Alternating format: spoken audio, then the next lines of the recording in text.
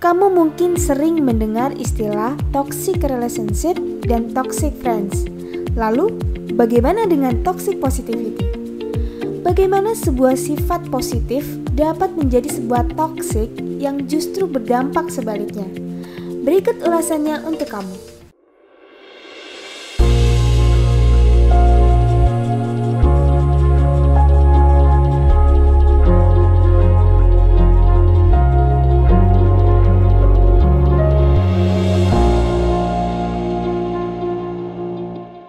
Dalam sebuah proses kehidupan, ada kalanya manusia mengalami masa-masa yang berat, terutama ketika memasuki usia-usia quarter life crisis. Seseorang mungkin dapat berubah menjadi sangat sensitif terhadap hal-hal sepele, mulai dari ucapan teman atau dari postingan Instagram. Tentunya hal tersebut wajar-wajar saja. Sebagai manusia, sebagian besar pernah mengalami masa sulit di fase hidup mereka sendiri-sendiri. Akan tetapi, kadang kita tidak menyadari bahwa usaha-usaha yang kita lakukan sebagai bentuk pertahanan diri justru berbalik tidak seperti yang kita harapkan. Dalam contoh ini, salah satunya adalah kecenderungan bersikap toxic positivity. Apa itu toxic positivity? Toxic positivity adalah perilaku yang mendorong seseorang untuk berusaha keras, berbuat dan berpikir positif hingga menekan emosi negatif keluar.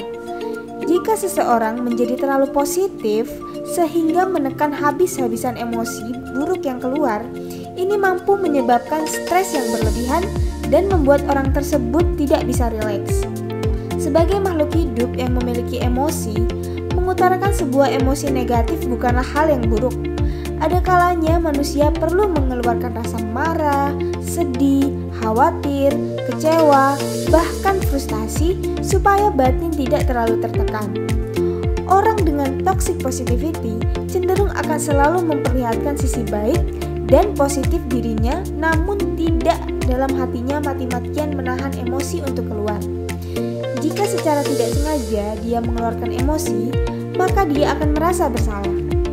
Perlu kita ketahui loh, ciri-cirinya saat seseorang dengan toxic positivity-nya. Yang pertama, tidak jujur terhadap perasaannya sendiri. Seseorang dengan toxic positivity cenderung sulit berdamai dengan diri sendiri. Dia akan sulit menerima saat emosi negatif tersebut keluar dari dalam dirinya. Bahkan, dia akan cenderung merasa bersalah jika emosi negatif muncul meskipun tidak sengaja. Yang kedua, sulit mengelola emosi. Bersikap tidak terbuka dengan diri sendiri juga akan membuat orang tersebut sulit mengelola emosinya, sehingga secara batin dan jiwanya pun menjadi semakin tidak tenang, sebab emosi yang tidak terkontrol. Yang ketiga, menghindari masalah.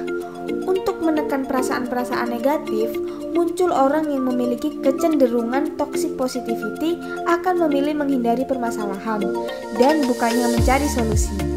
Hal ini juga tidak tepat, sebab dalam hidup kita pasti akan menemui permasalahan yang serupa.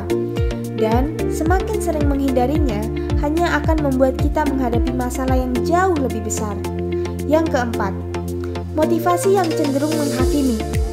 Memberikan sebuah motivasi seharusnya dapat membantu seseorang menjadi bangkit lagi dari keterpurukannya, atau bahkan menemukan solusi dari masalah, bukan justru membuat orang lain merasa terbebani. Yang kelima, membandingkan diri dengan yang lain.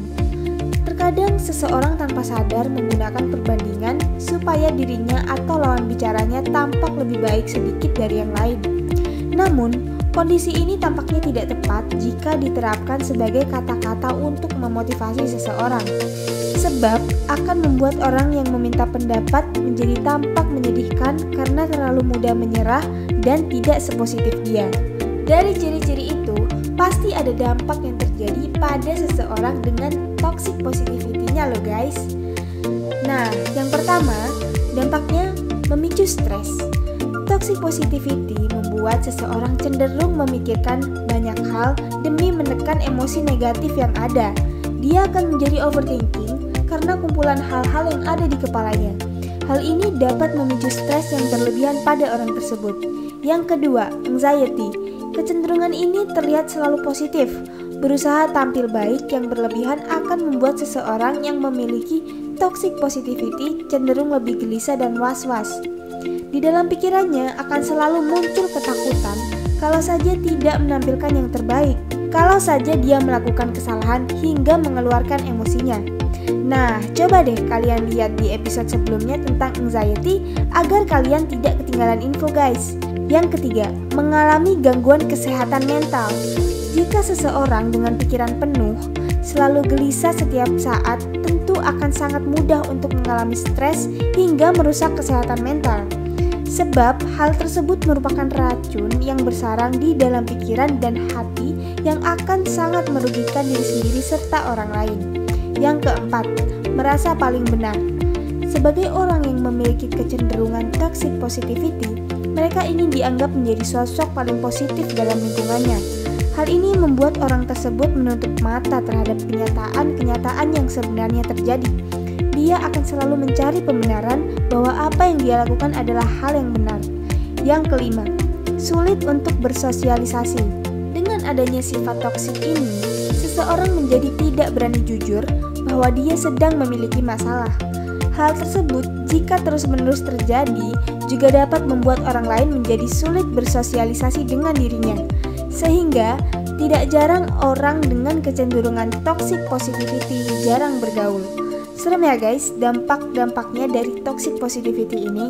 Nah, aku kasih tips nih agar kalian terhindar dari toxic positivity. Yang pertama, cobalah mengelola emosi Anda. Cobalah mengelola emosi supaya tidak tertahan di dalam hati dan menjadi penyakit. Mengeluarkan rasa marah, khawatir, antusias, sedih yang selama ini tertahan dapat membuat pikiran menjadi lebih rileks. Sebagai manusia, kita perlu tahu kapan waktu yang tepat untuk mengungkapkan emosi positif dan negatif, supaya ketenangan jiwa menjadi seimbang. Yang kedua, pahami orang lain. Ketika sedang berbincang atau menyampaikan curhatan hati, kamu juga perlu memahami orang lain atau setidaknya mendengarkan mereka.